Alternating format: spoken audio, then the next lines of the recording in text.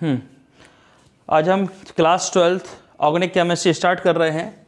सबसे पहले हम इसमें जान लेते हैं हाइड्रोकार्बन क्या होता है। हाइड्रोकार्बन, जब हाइड्रोजन और कार्बन मिलते हैं तो बनता है उसके अंदर हाइड्रोकार्बन। और फिर हम नया कंपाउंड, फिर हाइड्रोकार्बन के थ्रू कुछ नए कंपाउंड्स का और बढ़ेंगे।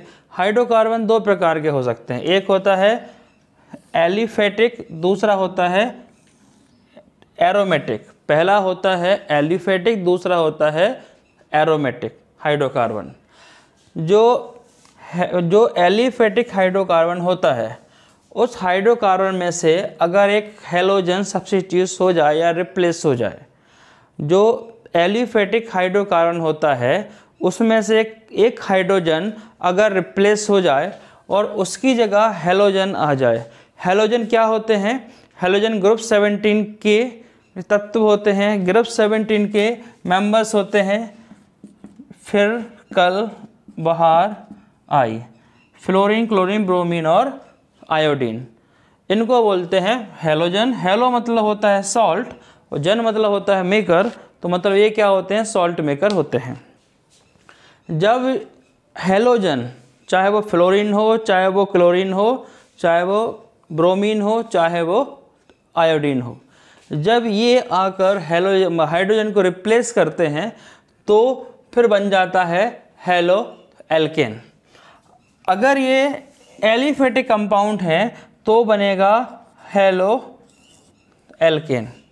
और अगर ये है एरोमेटिक, एरोमेटिक मतलब ये कोई रिंग टाइप बनी हुई है, चाहे वो बेंजीन हो, चाहे वो फिनॉल हो, उससे जाकर हैलोजन जुड़ता है तो बन जाते हैं हैलो अरीन्स। अगर सिंपल चेन है, अगर लीनियर है, सिंपल चेन है, कोई रिंग नहीं है और हैलोजन जुड़ता है तो वो कहलाता है हैलो एल्केन। उसको लिखा जाता है RX। और अगर रिंग के साथ में हैलोजन एटम जुड़ता है, डायरेक्ट न्यूक्लियस से जुड़ता है, तो बन जाता है हैलो अरीन्स। उसको शॉर्ट में लिखते हैं ARX, उसको लिखते हैं शॉर्ट में ARX। हैलो एल्केन में sp3 हाइब्रिडाइजेशन होता है और हैलो अरीन्स में sp2 हाइब्रिडाइजेशन होता है। और इनसे जो कंपाउंड बन के आते हैं सामने, इनका उपयोग हेल्थ केयर और मेडिसिन बनाने में होता है। जैसे मैं आपको बता दूं, अगर आपको टाइफाइड फीवर है तो वहाँ पर उपयोग होने वाली दवाई का नाम है, मेडिसिन का नाम है एम्फोनिकोल, क्लोरो एम्फोनिकोल, या दूसरा नाम है क्लोरोमाइसिटिन। और अगर आपको मलेरिया है और उसमें जो दवाई दी जाती है उसका नाम है क्लोरोक्विन। फिर जब डॉक्टर सर्जरी करते हैं तो उस समय पेशेंट को बेहोश किया जाता है, उस समय जो एनेस्थीसिया दिया जाता है सर्जरी के दौरान, उसका नाम है हेलोथेन। फार्मूला है CF3CHClBr। अब हम NCERT बुक का 10.1.1 क्लासिफिकेशन देख रहे हैं। अगर एक हैलोजन एटम जुड़ा है, एक को बोलते हैं मोनो, तो इसको क्या बोलेंगे? Mono halo alkane. दो है तो डाई, तो क्या बोल देंगे? मोनो की जगह डाई लगा देंगे, डाई हैलो एल्केन। तीन है तो बोल देंगे ट्राई। तो ये अगर हैलोजन एक है तो मोनो, दो है तो डाई और तीन है तो ट्राई। अब अगर ये रिंग्स घूम रही है, रिंग्स को हम बोलते हैं एरीन। एक है हैलोजन तो क्या हो जाएगा? Mono hello arenes. दो है तो डाई, तीन है तो ट्राई। बस एक हैलोजन तो मोनो, दो हैलोजन तो डाई और तीन हैलोजन तो ट्राई। अब अगर एक कार्बन से जुड़ा हुआ है इस टाइप से, एक कार्बन एक ही कार्बन से अटैच है तो उसको बोलते हैं प्राइमरी या 1 डिग्री। अगर एक कार्बन दो कार्बन से है अटैच, जैसे ये वाला कार्बन यहाँ भी जो ज्वाइन है, यहाँ भी ज्वाइन है, एक कार्बन दो कार्बन से जुड़ा हुआ है तो उसको कहलाते हैं, उसको बोलते हैं 2 डिग्री या सेकेंडरी कार्बन। और एक कार्बन 3 से जुड़ा तो उसको बोलते हैं टर्शरी या फिर 3 डिग्री का। अब हम देखते हैं sp3 हाइब्रिडाइजेशन के अंदर एलिलिक हैलाइड्स और बेंजाइलिक हैलाइड्स। इसमें क्या होता है, जैसे 3 कार्बन है, एक कार्बन को छोड़ दो, 2 कार्बन के बीच डबल बॉन्ड हो और जिसके भी सिंगल बॉन्ड हो वहाँ जुड़ा हो हेलोजन एटम। हेलोजन मतलब फ्लोरीन, क्लोरीन, ब्रोमीन और आयोडीन, इनकी बात करते हैं। मतलब एक कार्बन को छोड़ के 2 कार्बन के बीच डबल बॉन्ड हो और जिसमें सिंगल बॉन्ड होता है जिस कार्बन में, वहाँ हेलोजन एटम जुड़ा हुआ हो तो उसको हम बोलते हैं एलाइलिक हैलाइड्स। उसको हम बोलते हैं एलाइलिक हैलाइड्स। अब बेंजाइलिक हैलाइड की बात करें तो बेंजीन से कार्बन जुड़ा हुआ हो, पहले बेंजीन से कार्बन जुड़ा हुआ हो, फिर कार्बन से हैलोजन। ये बेंजीन है, उससे कार्बन, कार्बन से हैलोजन है, बेंजीन से कार्बन अटैच हो, फिर हैलोजन जुड़ा हुआ हो तो उसको बोलते हैं बेंजाइलिक हैलाइड्स। अगर एक कार्बन सिंगल कार्बन एटम है तो कहलाएगा प्राइमरी, और 2 कार्बन एटम है तो इसको बोलेंगे सेकेंडरी, और 3 कार्बन एटम ज्वाइन है साथ में तो ये कहलाएगा टर्शरी। अब हम देखते हैं sp2 हाइब्रिडाइजेशन पर CX बॉन्ड को। अगला टॉपिक है बिनाइलिक हैलाइड्स।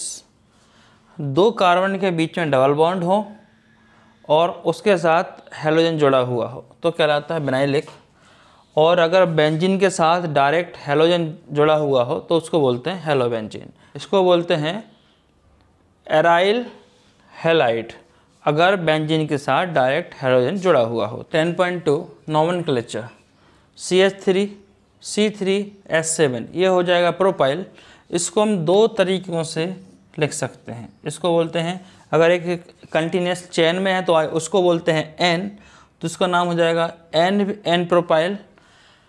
और अगर किसी सेंट्रल में CH3 ज्वाइन है, जो एंड वाले कार्बन में CH3 ज्वाइन है तो उसको बोलते हैं आइसो प्रोपाइल, वहाँ उसको बोलते हैं आइसो। अभी मैं 3 चीज़ आपको पढ़ाऊँगा, N, आइसो और नियो। मतलब इसमें आपको ये देखना है कि प्रोपाइल को 2 तरीके से लिखा जा सकता है, ब्यूटाइल को 4 तरीके से लिखा जा सकता है, 1 2 3 4।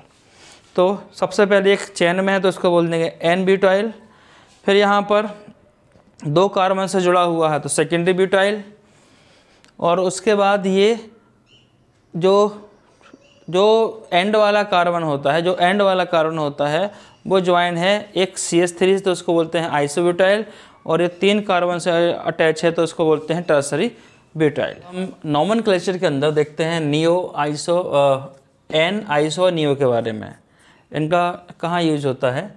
N, अगर मान लो कंटिन्यूस चेन होती है, उसमें कोई ब्रांच नहीं होती, उसको हम बोल देते हैं N, जैसे N ब्यूटाइल, N प्रोपाइल, इस टाइप से। अब हम बात करते हैं आइसो। आइसो मतलब हम बात कर रहे हैं मिथाइल ग्रुप की बात कर रहे हैं। मिथाइल ग्रुप मतलब CH3 की। अगर एक इस कार्बन से, जिस कार्बन की बात कर रहे हैं मेन कार्बन से, या नेक्स्ट टू एंड कार्बन से एक मिथाइल ग्रुप जुड़ा हुआ हो तो उसका बोलते हैं आइसो। और अगर 2 मिथाइल ग्रुप जुड़े हुआ हो, यहाँ 1 की जगह हम यहाँ कर दें 2, 1 की जगह हम यहाँ पर 2 कर दें, 2 मिथाइल ग्रुप हो जाएंगे तो उसको बोलते हैं नियो। नॉमेनक्लेचर देख रहे थे, अब हम उसका बेसिक देखते हैं। CH3 CH2 CH2 Br, जैसे इसमें ये पूरा कंटिन्यूस है, कोई चेन नहीं है, तो इसमें जो इसका कॉमन नेम होगा उसके आगे लगा देंगे N। कार्बन कितने हैं? 1 2 3, 3 कार्बन है तो मेथेन, एथेन, प्रोपेन, तो ये नाम हो जाएगा प्रोपाइल। फिर आएगा हेलोजन का नाम। हेलोजन कौन है? ब्रोमीन, तो इसको बोलेंगे ब्रोमाइड। अब इसका हम आयुपैक नेम की बात करेंगे तो यहाँ से ब्रोमीन कहाँ जुड़ा हुआ है? 1 नंबर पर। नंबरिंग करेंगे 1 2 3। नंबरिंग वहाँ से करना होता है जहाँ से कोई डेरिवेटिव ग्रुप्स पास में हो। तो यहाँ 1 नंबर पे कौन जुड़ा हुआ है? ब्रोमीन, तो 1 ब्रोमो। कोई भी हेलोजन हो उसका नाम क्या रखेंगे अपन? हेलो। क्लोरीन तो क्लोरो, ब्रोमीन तो ब्रोमो, और आयोडो और फ्लोरीन तो फ्लोरो। फिर हो जाएगा, नाम क्या हो जाएगा इसका, 1 ब्रोमो प्रोपेन, 1 2 3, तो 3 के लिए आ जाएगा प्रोपेन। सिमिलरली इसकी बात करते हैं, CH3 CH CH3 या Cl, कितने नंबर जोड़ा, 1 2 3। सबसे पहले देखते हैं इसका common name, CH3 and carbon पे है तो नाम आ जाएगा, कॉमन नेम आ जाएगा इसका आइसो।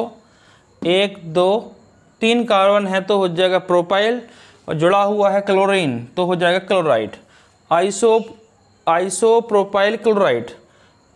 अब इसका आईयूपीएक नेम 2 नंबर पे जुड़ा है क्लोरीन तो 2 क्लोरो प्रोपेन, 3 कार्बन है तो हो जाएगा प्रोपेन।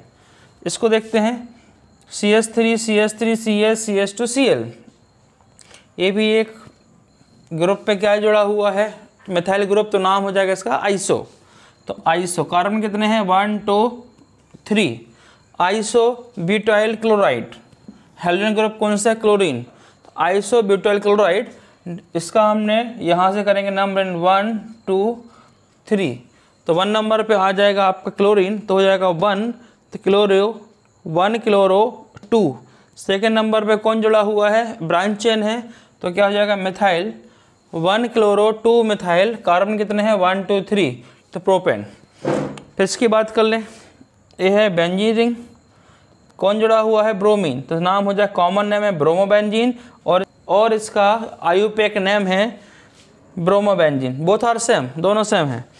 फिर यहाँ अगर एक गैप में है तो उसको बोल देते हैं मेटा, तो इसका जो जनरल नेम आएगा, कॉमन नेम आएगा मेटा डाई ब्रोमो बेंजीन। ये बेंजीन है, मेटा पोजीशन पर है, यहाँ पर हेलोजन ग्रुप मेटा पोजीशन पर है तो डाई ब्रोमो बेंजीन, 2 हैं तो डाई, और ब्रोमीन के लिए ब्रोमो और बेंजीन।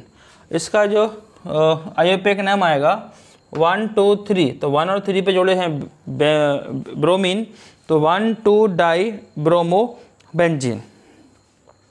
फिर ये 1 2 3 4 5, 1 3 5 पे लगे हैं, एक का गैप है तो क्या ये सिमेट्रिक बन रहा फिगर, तो इसका नाम क्या रहेगा, सिमेट्रिक ट्राई ब्रोमो बेंजीन।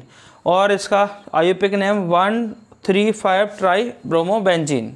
हम देखते हैं, अगर बेंजीन पर इस पोजीशन पर एक हेलोजन कंपाउंड जुड़ा हुआ है तो उसको बोलते हैं ऑर्थो।